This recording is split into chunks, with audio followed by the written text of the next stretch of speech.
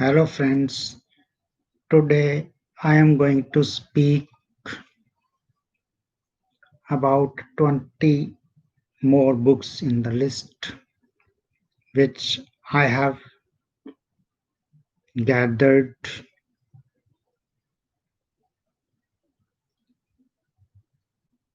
or you can say I have recalled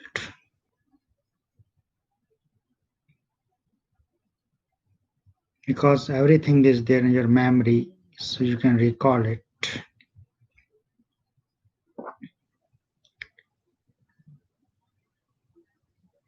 The books more you read,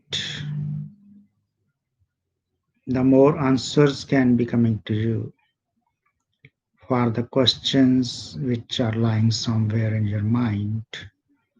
Maybe conscious, maybe some subconscious, irrespective of that.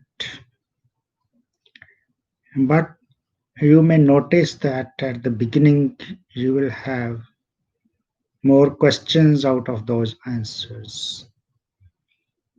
Because sometimes when we find answer for a question, but with that answer we got so many questions also, and we start looking for that. Anyhow, it is some kind of a mechanical activity to speak about the name of the books and their authors, not going into the details what the book is saying, so the reader can enjoy it. If you go to see a movie and you tell your friend that what is happening in the movie, and when you go to see the movie, you will not enjoy that. Similar thing happens in the case of reading a book. Your whole curiosity will vanish. You will not enjoy it. So first book which I have with me today is Seven Spiritual Law of Success by Deepak Chopra.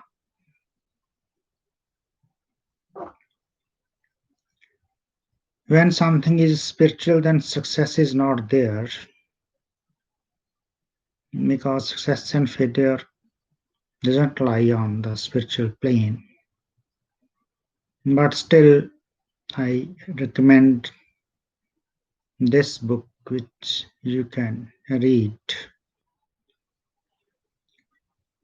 And there is a much talk about the middle class because most of the changes in the society that are taking place these days, and it is due to the activities of middle class, because middle class is having all kind of stuff, intellectuals, teachers, lawyers, doctors, so they make a big middle class which is going to influence each and every aspect of the life, because the people in the higher strata may not go for knowledge, may not go for degrees, because they have already very stable social position in the society.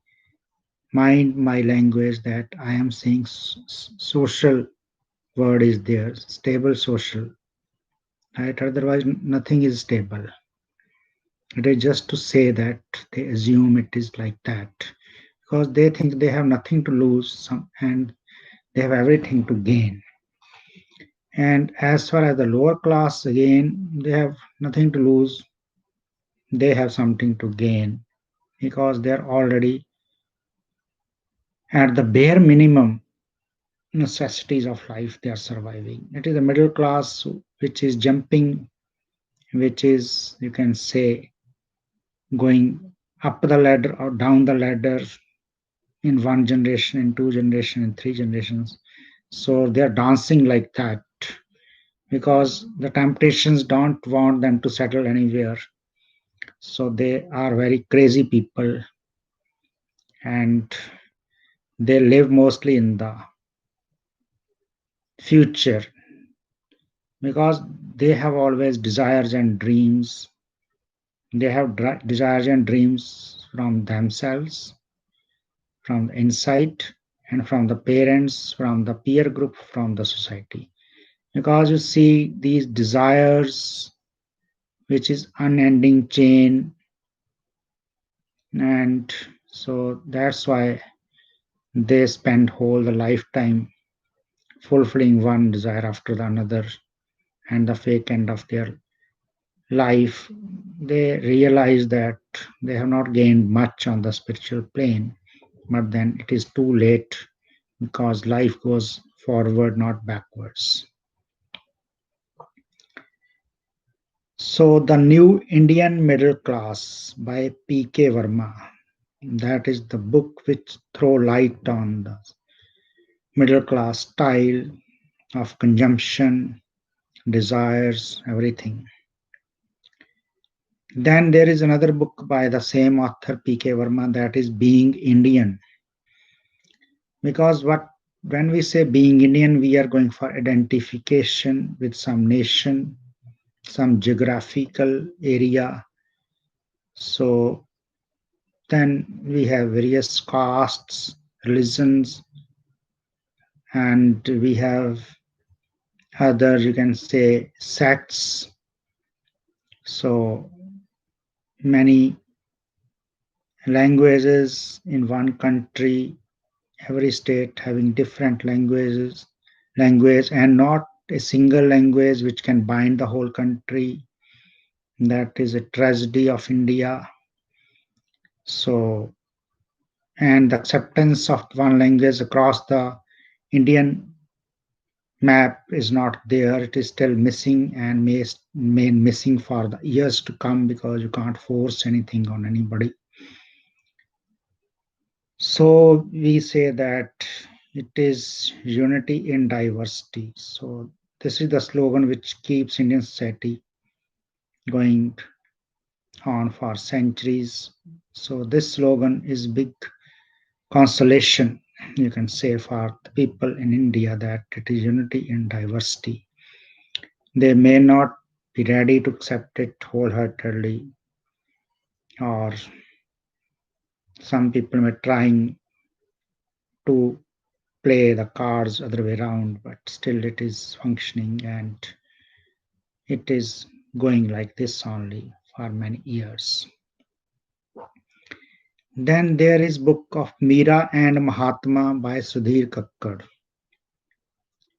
This is again a good book. I enjoyed it a lot and throws light on the relationship of Meera and Mahatma Gandhi.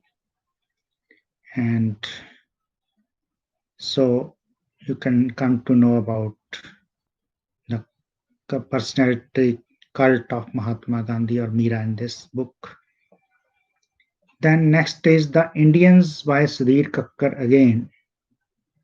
That is also one good book because he is a psychologist, so he talks from that angle sometime. And it is also a good book. You can go through it. Then next is Ecstasy by Sudhir Kakkar.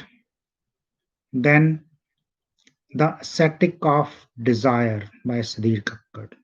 So I have taken up 3 4 books in one go by one author, but you can decide which you want to read first, second, or third as per your priorities and your concerns. I have told you that you can see from the Wikipedia or from the summary or from the notes. Okay, from the notes you can see that what is there in the chapter wise summaries and what is their overall plot of the book or the novel. So you can go there and see and read accordingly. Or sometimes reviews are also available. Next is Indian Foreign Policy by J.N. Dikshit.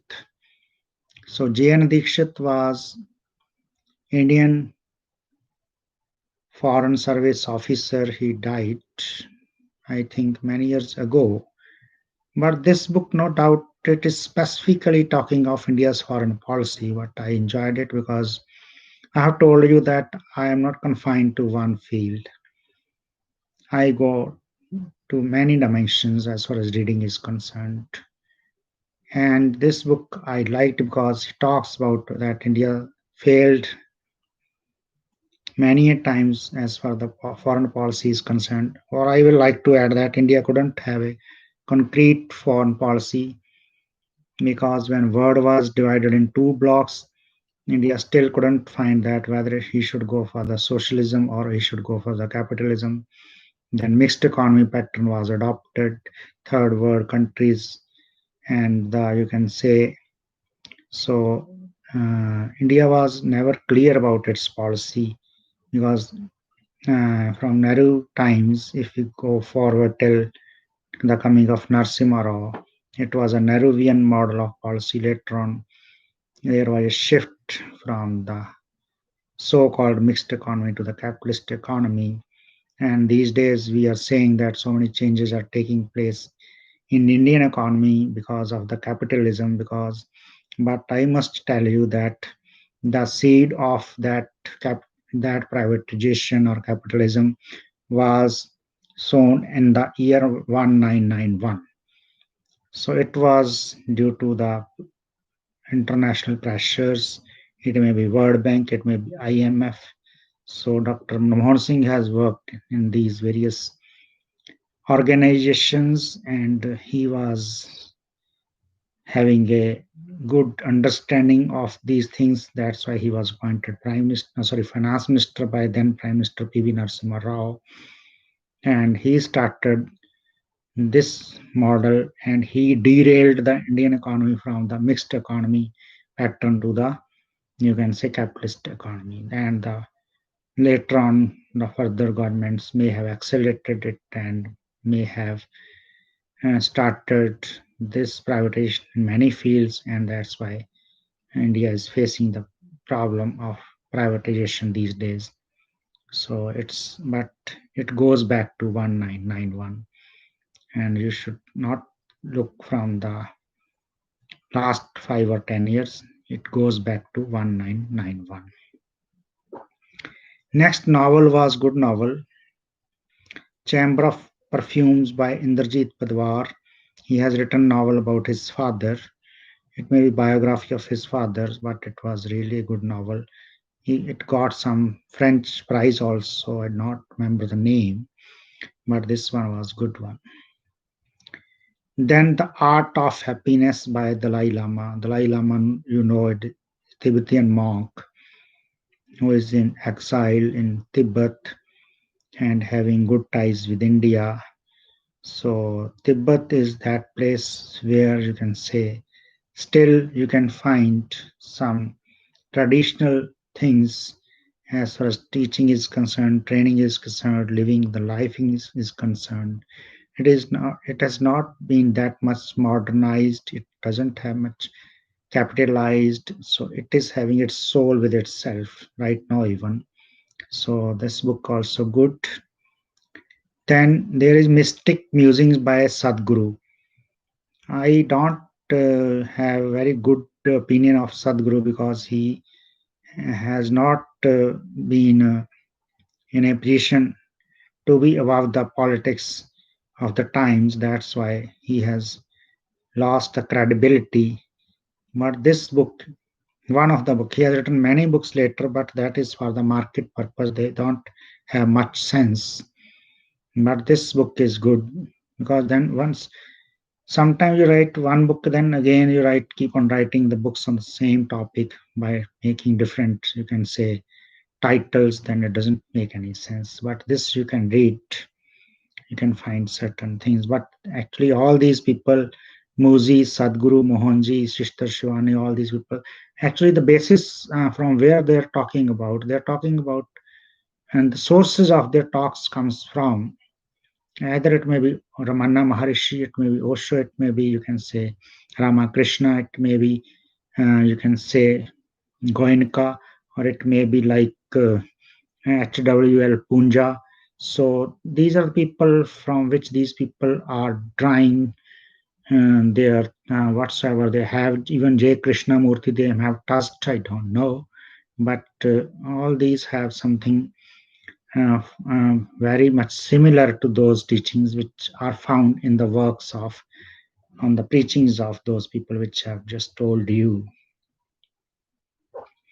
Then The Art of Stillness by Pico Iyer. It was again a good book, small book. You can read it in 2 3 hours, but it is one good book. If Truth Be Told, a monk memoir. Actually, this person has become monk after having good company in Australia. That company was quite rich one when he left and decided to be the monk. He left the company with one or two of his friends and started his journey to the Himalayas. I don't know whether he's in Himachal or in Himalayas, but he was basically from Patiala, Punjab, India. And the book is really good. And he has also written many books, but this one is good one. Later on, books I have not liked that much, but this one is good one. Then Light on the Path by Mabel Collins. So it is also a good. It's light itself is good word, because if light will be there, there will be no darkness. So the name itself is good. So it is really good one. Next is The Piano Teacher by Alfred Jatnik.